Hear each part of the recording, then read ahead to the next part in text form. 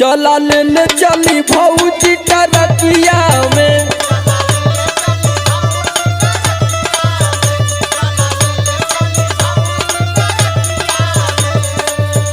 देखो हम तोहरे ट्रक उरक में नहीं बैठब और ज्यादा हमसे जबरदस्ती मत करो, समझ में आयल कि नहीं?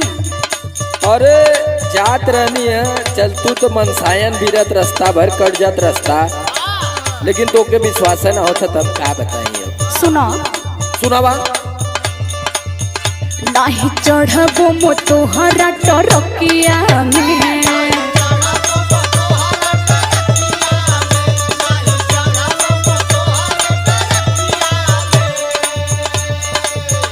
कहीं को देबा धोखा संगे रतिया में, अरे रतिया में, हाँ रतिया में, का बुझलो? अरे काम भकाऊ नजर आवती तो के नहीं चढ़बो